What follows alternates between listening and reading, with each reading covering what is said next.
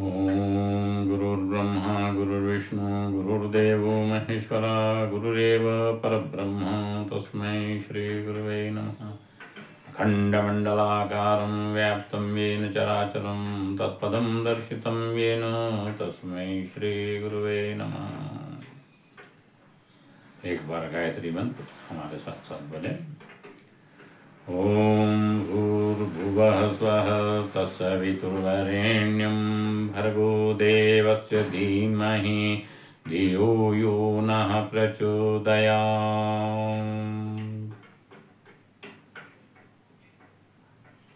देवियों भाइयों, यज्ञ विज्ञान के बारे में आज हम आपको कुछ बता रहे हैं।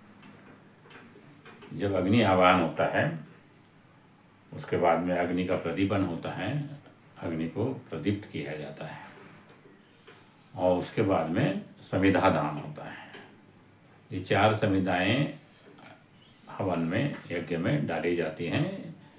4 समिधाएं क्यों डाली जाती हैं इसके बारे में हम आपको बताएंगे।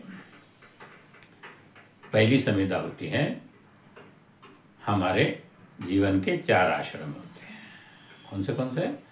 ब्रह्मचर्य, गृहस्थ, वामप्रस्थ और सन्यास। ये 4 आश्रम होते हैं। हमारी औसत आयु 100 वर्ष की होती है। ये चारों आश्रम 25-25 वर्ष के होते हैं। 25 वर्ष में ब्रह्मचर्य जीवन जिया जाता है और शरीर बल प्राप्त किया जाता है। 25 वर्ष शरीर बल व्यायाम एक्सरसाइज करके हमारा बेस बनता है, हमारा शरीर रुष्ट पुष्ट बनता है। उसके बाद में दूसरा आश्रम प्रवेश होता है जिसे गृहस्थाश्रम करते हैं। 25 वर्ष की आयु के बाद में हमारा विवाह होना चाहिए। विवाह में हम गृहस्थाश्रम में प्रवेश करते हैं। दूसरी संविदा गृहस्थाश्रम की होती है।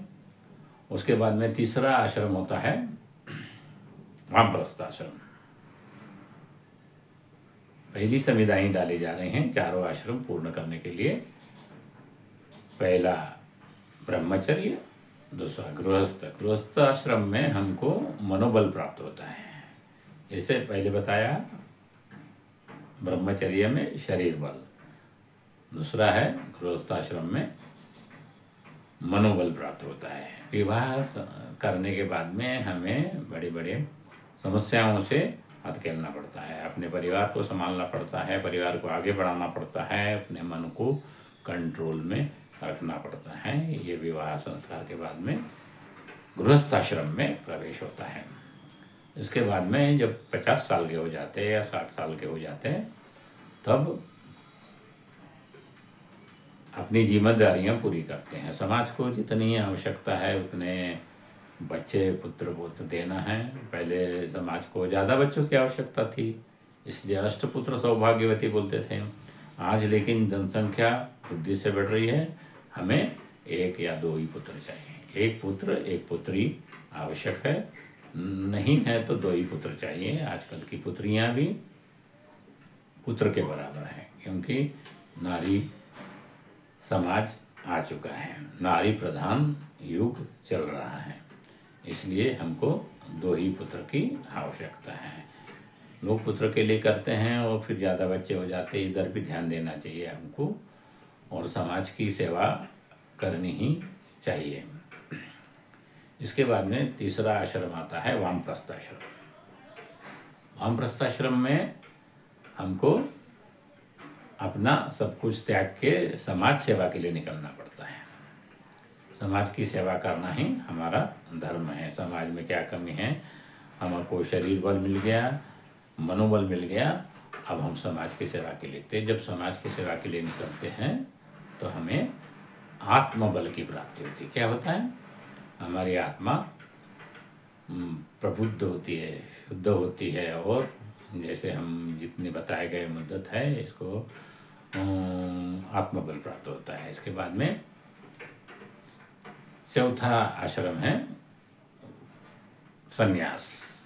ये 75 साल के हो जाते हैं तब शरीर काम नहीं करता, लेकिन आपको शरीर बल, मनोबल, आत्मा बल प्राप्त हुआ है और ब्रह्म बल की प्राप्ति होती है। बैठे बैठे ही हम सब काम कर सकते हैं।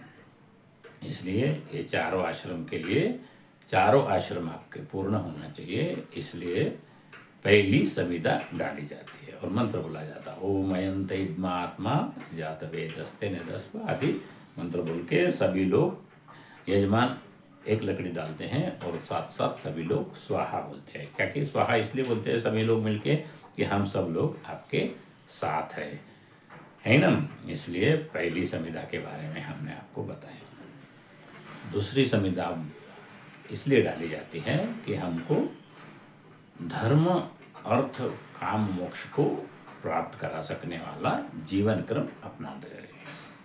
यहाँ पे धर्म का मतलब है अच्छा काम करना चाहिए समाज के लिए। कोई बुराई है तो उसको छोड़ देना चाहिए। धर्म यानी अच्छा काम, समाज सेवा, मनुष्य में उन्नति, ये धार्मिक काम है।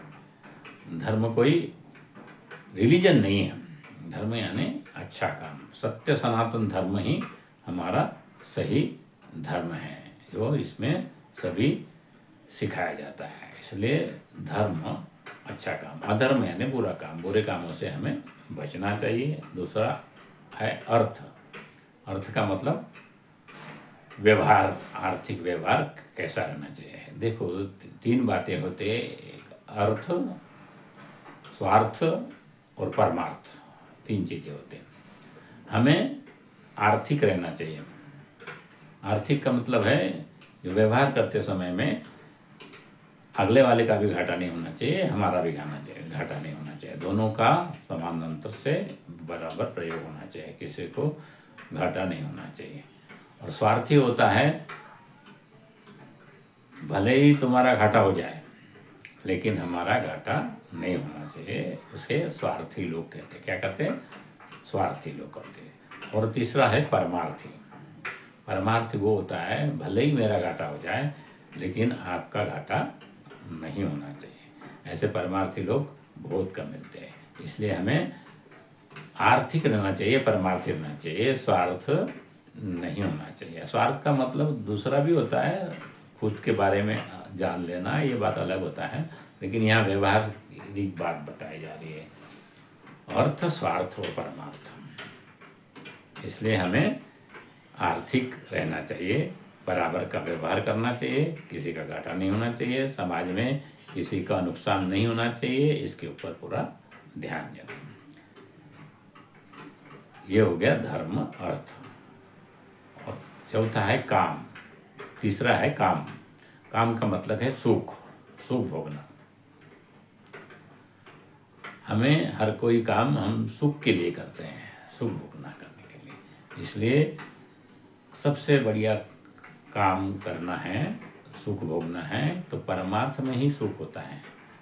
आत्मा में आत्मा का परमात्मा में जो मिलन होता है, वो सुख जो मिलता है वो हमको कहीं नहीं मिलता। काम का मतलब दूसरा होता है, कामेच्छा जागृत होती है, जब थोड़ी देर के लिए स्खलन होता है तो हमें वो अत्यंत सुख होता है। सुख की पराकाष्ठा ही वो है कि कैसा सुख होना चाहिए, तो लेकिन वो क्षणिक सुख होता है।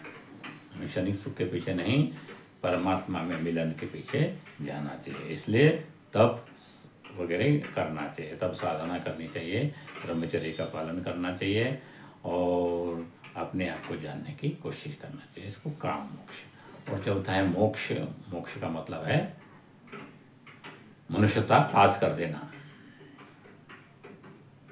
मोक्ष का मतलब है हमें मनुष्य शरीर मिला है, मनुष्यता का प्राप्त कर देना है, जो वही आत्मा पास कर देती है जो परमात्मा को अपने आत्मा में समाया हुआ देखती है। हमारी आत्मा ही परमात्मा है कि नहीं?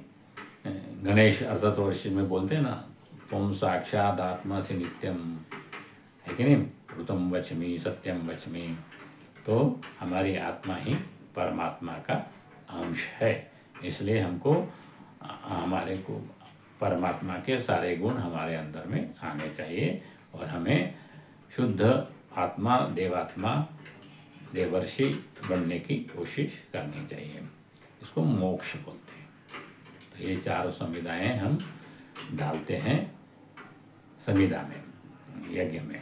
और इसके बाद में धर्म अर्थ काम मोक्ष हो गया, दूसरी संविदा हो गई, तीसरी संविदा और रहेगी। तीसरी संविदा क्यों डालते हैं? साधना, स्वाध्याय, संयम, सेवा, जो आपको रक्षा सूत्र बांधा जाता है। पहले बांधते हैं ना यज्ञ, जब आप संकल्प लेते हैं उसके बाद में रक्षा सूत्र बांधते हैं आपको, और तिलक लगाते हैं। क्यों लगाते हैं? कि सूत्र आपको मालूम होना चाहिए। ये रक्षा सूत्र के 4 सूत्र होते हैं। उसमें से पहला सूत्र है साधना, दूसरा है स्वाध्याय, तीसरा है संयम और चौथा है सेवा। साधना, स्वाध्याय, संयम, सेवा, इसलिए तीसरी संविदा डाली जाती है। तो हमको जीवन में साधना करनी है। साधना किसकी? स्वयं की। भगवान की साधना नहीं करते हैं। हमारे इंद्रियों पे हमारा संयम हो, हमारे संयम समय पे हमारा संयम हो, विचारों पे हमारा संयम हो, और इंद्रिय संयम, समय संयम, अर्थ संयम, विचार संयम का सतत अभ्यास करना चाहिए। अर्थ पे बोले तो जो कमाया जाता है उसके भी समर्पण है। अध्यात्म कहता है कि बेटा जो भी कमाओ अपने लिए कम से कम खर्च करो और ज़्यादा से ज़्यादा समाज सेवा के लिए खर्च करो, ये बताया जाता। नहीं तो कम से कम एक हिस्सा जो कमाई करते हैं समाज के लिए निकालना चाहिए। इसके लिए साधना, स्वाध्याय, संयम, सेवा का अवलंबन करना चाहिए। और इसी रीते घी में डुबो के प्रेम के साथ में ये तीसरी आहुति संविदा, तीसरी संविदा दी जाती है। इसके बाद में चौथा संविदा है। चौथी संविदा में ये बताया जाता है कि हम ये जिसका साचारों का पालन करेंगे तो और यज्ञ करेंगे उसके बाद में, तो यज्ञ से क्या मिलता है हमें? शरीर बल, मनोबल, आत्मबल और ब्रह्म बल की प्राप्ति होती है। हमें शरीर बल, मनोबल, आत्मबल और ब्रह्म बल प्राप्ति के लिए ये संविदाएं दी जाती हैं। इसलिए ये 4 संविदाएं बड़ी महत्वपूर्ण हैं, यज्ञ में डाली जाती हैं। संविदा दान के बाद में आज्ञाहुति होती है। घी से यजमान अकेले 7 आहुतियाँ देते हैं, जो हमारे 7 चक्रों के लिए होती हैं, है कि नहीं? ओम इंद्राय स्वाहा बोलते ना, ये 7 संविदा लिखे जाना। प्रजापतये स्वाहा, अग्नये स्वाहा, ये सारों संविदाएं यज्ञ करते हैं जब हम बताते हैं। लेकिन ये 4 संविदा के बारे में हम आपको बता रहे हैं। अगले बार हम आज्ञाहुति के घी की 7 आहुतियाँ क्यों देते हैं, किस लिए देते हैं, इसके बारे में एक वीडियो बनाएंगे। आपको वीडियो अच्छा लगता है तो जल्दी से जल्दी सब्सक्राइब कर लीजिए, वीडियो को लाइक करिए, चैनल को सब्सक्राइब करें। और बहुत बहुत धन्यवाद आपका जो आखिरी तक हमारा वीडियो सुना है। इस वीडियो को जन जन तक पहुंचाइए। हम अपने गुरु का काम कर रहे हैं, यज्ञ करने के लिए घर घर जाते हैं, और जिसको भी यज्ञ में बुलाना है तो हमारा नंबर भी नोट कर लेना जो नीचे दिया जा रहा है। तो आज की बात यहीं समाप्त करते हैं। फिर से कहते हैं वीडियो को लाइक करें, सब्सक्राइब करें और औरों को शेयर भी करें।